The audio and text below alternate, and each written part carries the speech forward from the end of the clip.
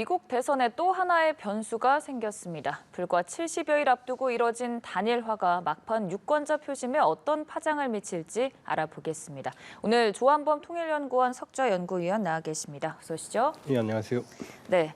케네디 주니어 후보가 트럼프 후보 지지 의사를 좀 밝혔습니다. 이건 뭐 사실상 단일화라고 보면 되는 겁니까? 예, 이미 예상은 됐기 때문에 네.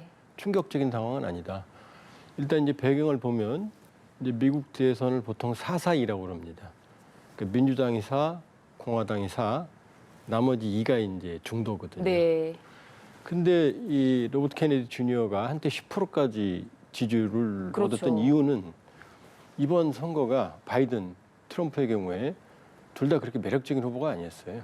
그러니까 바이든 대통령은 고령화 논란, 트럼프 대통령은 사법 리스크. 그러니까 이제 중도층들이 흔들렸거든요. 그러다가 이제 케네디, 이제 존 F 케네디 집안이니까 영문가가 나오니까 여기 이제 10%가 몰린 거죠.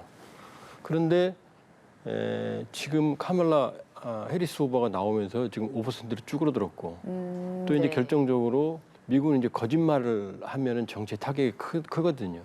근데 자기 주소지 선거 관련된 그 이제 하향세를 타는 상황이었는데, 근데 이제 문제는 로버트 케네디 주니어가 민주당 출신이거든요. 네. 근데 민주당 출신인데 현재 5%를 가지고 있는 상황에서 이제 트럼프 지지를 선언해 버린 거죠. 그러니까 예상은 했고 그러나 이 표가 어디로 갈지는 지금 미지수죠. 그러면 이제 우리가 그 표가 어디로 갈지를 좀 생각을 해봐야 될 텐데, 말씀해 주신 것처럼 사실 워낙 또 민주당에 오래 있었기 때문에 그동안 지지율이 빠진 표도 민주당의 카멀라 해리스 후보에게 돌아갔다라고들 많이 해석을 하는데, 결국 지지 의사는 트럼프 후보에게 나타냈단 말이죠. 그 예. 배경은 뭐라고 봐야 될까요? 이제 지금 로버트 케네디 주니어가 후보를 사퇴한 건 아니에요. 네. 정확히 말씀드리면 선거 운동을 중단한다라는 겁니다. 네. 이건 50개 주 전체에서 중단해요. 그리고 후보를 사퇴한 건 아니에요. 네. 이게 상당히 나쁘게 보면 상당히 셈법이 계산적이에요. 뭐냐면 미국 대통령 선거 50개 주에서 하지만 거의 대부분은 정해져 있어요. 안 바뀌어요. 예를 들면 캘리포니아는 하늘이 저쪽나도 민주당, 네. 텍사스는 공화당. 그러면 나머지 10개에서 한 7개 주가 좌우하거든요. 이제 러스트벨트 북부에 위스콘신, 미시건, 펜실베니아, 남부 선벨트, 조지아, 애리조나, 네바다, 노스캐롤라이나 여기거든요. 경합주들이죠. 그렇죠. 여기가 사실 여기를 누가 잡느냐가 제일 중요하거든요. 네. 근데 로버트 케네디 주니어가 이 경합주에서만 이름을 뺀 거예요. 아, 그래요? 예, 그래서 트럼프를 지지하니까 이 경합주에서는 힘을 실어주겠다는 거고, 트럼프에게. 그럼 나머지 주 한 40개 주는 이름 남아 있잖아요. 네. 여기서는 해리스 표를 갉아먹겠다는 거예요, 지금. 그럼 실질적으로 트럼프 후보에게 엄청 유리한 상황인 거 아닙니까? 그렇죠. 그런데 모양새가 아주 나쁜 게 네.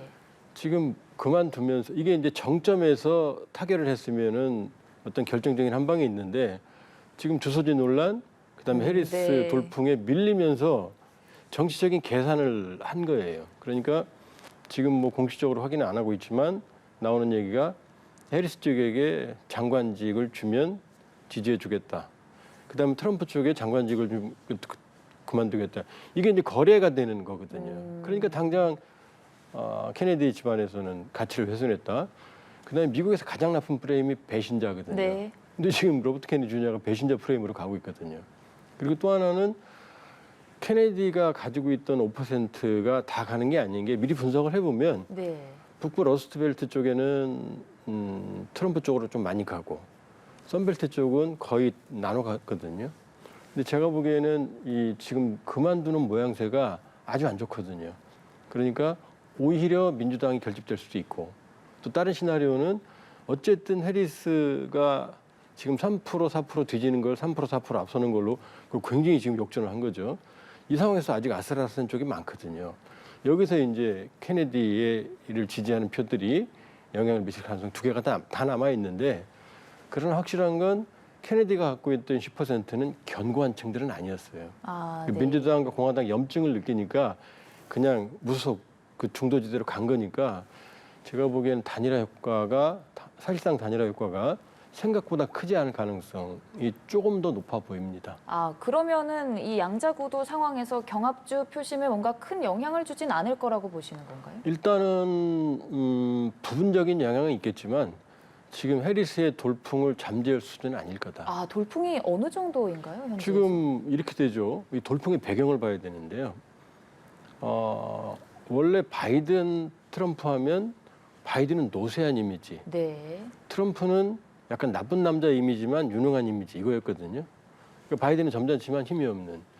여기서 이제 줄곧 트럼프가 우위를 보여왔거든요. 그때 이제 사퇴하기 직전까지만 해도 한 3, 4% 최대 5, 6%였는데 이제 결정적으로 바이든 대통령이 6월 말에 첫 TV 토론에서 결정적으로 참패했거든요. 네. 그러면서 이제 6월 말부터 7월 21일 날 바이든 대통령이 사퇴했거든요. 그럼 요 한 달 동안 트럼프의 시간이었어요. 뭐냐면은 자, 첫 토론에서 이겼죠. 그다음에 13일 날 총격 사건 유명했죠. 그다음에 18일 날 7월 18일 날 공화당 전당대회. 이때까지는 이제 트럼프의 시간이었죠, 한 달이. 근데 21일 날 바이든 대통령이 후보를 사퇴했거든요. 네. 이때부터 이제 해리스의 시간이 시작된 거예요. 왜냐? 노쇠한 바이든 대 강한 남자 트럼프가 이제 거꾸로 된 거죠. 거의 80에 육박하는 노령의 트럼프와 지금 60도 안 되는 59세의 젊은 해리스의 그림이 그려진 거고. 그다음에 트럼프는 피의자잖아요. 그런데 해리스는 검사 출신이거든요. 그러니까 착한 여자와 나쁜 남자 그림이 약간 언뜻 그려지는 거예요. 그다음에 미국의 백인이 60%가 좀 안 되거든요. 네. 그러니까 나머지 이 히스패닉이 19%, 흑인 22%, 아시아가 4%, 나머지가 2%거든요. 근데 해리스는 여자잖아요. 그럼 미국 인구의 절반은 어떤 호소력이 있죠. 그다음에 아시아계 인도계니까 엄마가, 그다음에 아빠가 아버지가 흑인이니까 아시아계 흑인. 그다음에 아버지가 자메이카예요. 그럼 히스패닉과 가까워요. 그럼 나머지 비백인 계열표를 모두 흡수할 수 있거든요. 그러니까 이게 해리스의 돌풍이에요. 그러니까 한 3, 4%, 5%까지 뒤졌던 바이든 때, 트럼프 때 지금 해리스가 한 3, 4% 앞서거든요. 그럼 거의 10%를 뒤집어 놓은 거죠, 현재까지는. 그 어마어마한 돌풍이죠. 그러면 지금 어찌됐든 위원님께서는 해리스의 돌풍이 이어지고 있는 상황이고 케네디 주니어의 단일화 선언 자체는 큰 변수가 되진 않을 거라고 좀 해석을 해주시는 것 같은데 70일 정도밖에 안 남았잖아요. 그럼 다른 변수는 없다고 보세요? 결정적인 변수가 하나 있죠. 뭡니까? 뭐냐면 9월 10일입니다. 아, 이게 첫 TV 네, 토론이거든요. 그렇죠. 그러니까 해리스가 지금까지 사람도 괜찮은데 그러나 밋밋하다.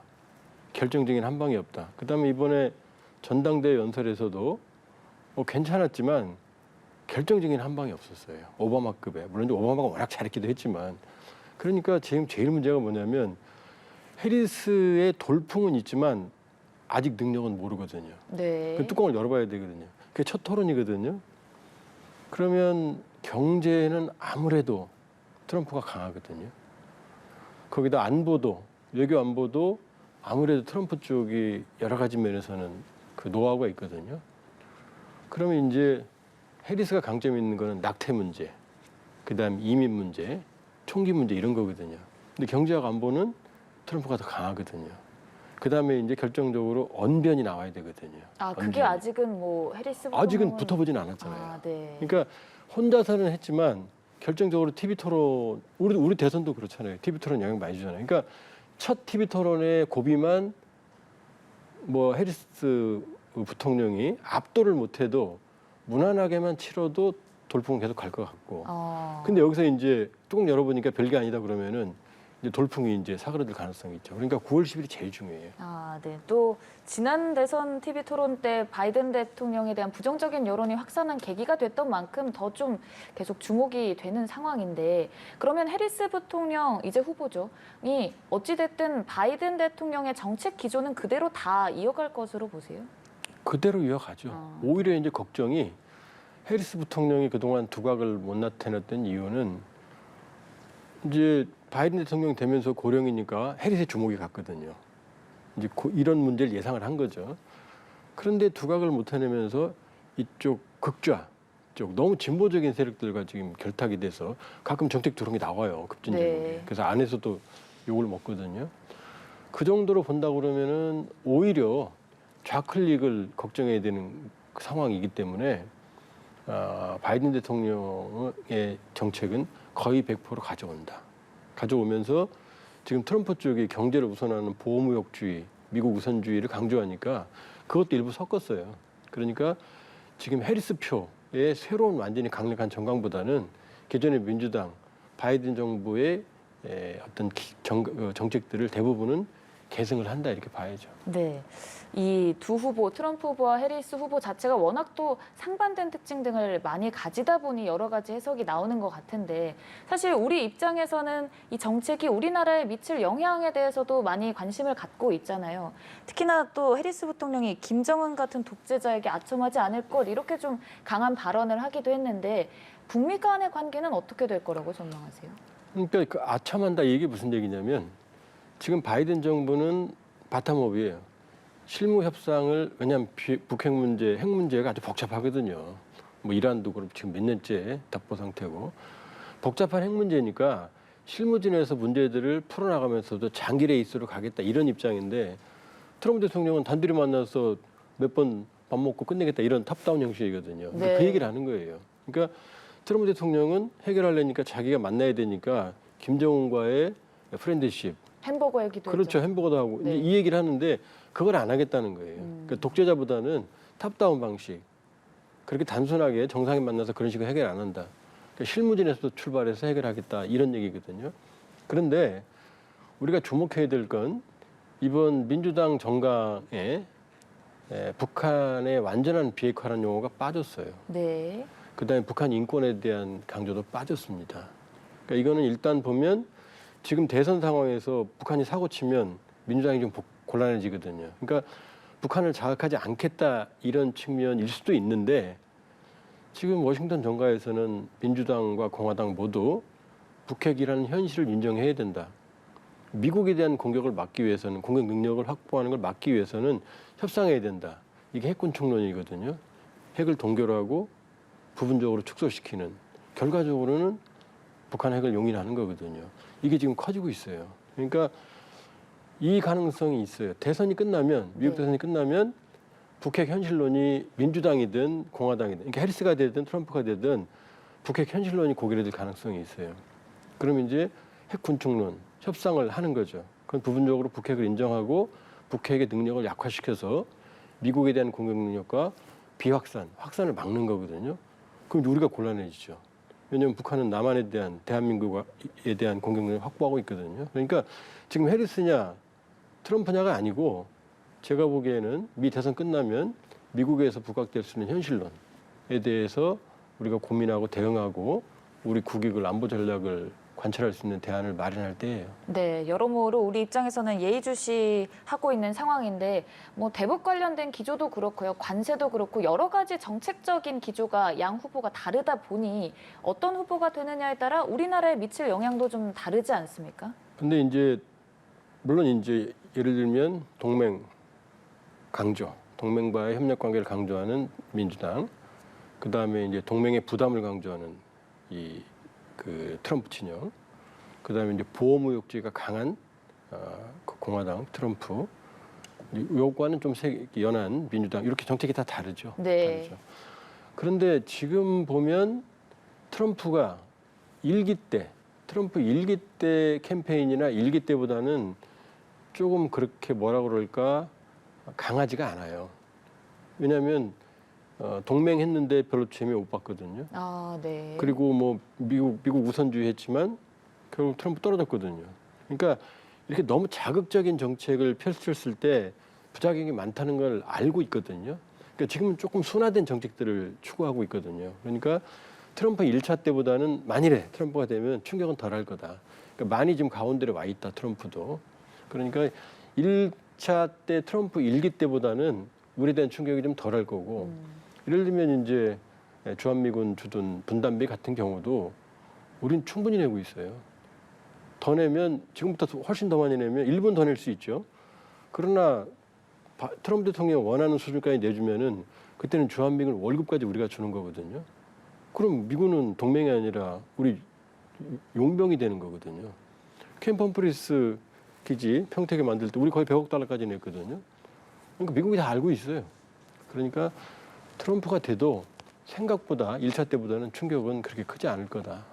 그렇게 생각하고 그리고 있습니다. 또 해리스 후보가 되면 지금의 기조는 계속 그럼요. 이어질 바이든 것이고. 정부의 동맹 우선 기조는 계속 가죠. 네, 이제 2달 조금 넘게 남았습니다. 또 어떤 변수가 있을지 지켜보도록 하고요. 오늘 조한범 통일연구원 석좌연구위원과 함께했습니다. 고맙습니다.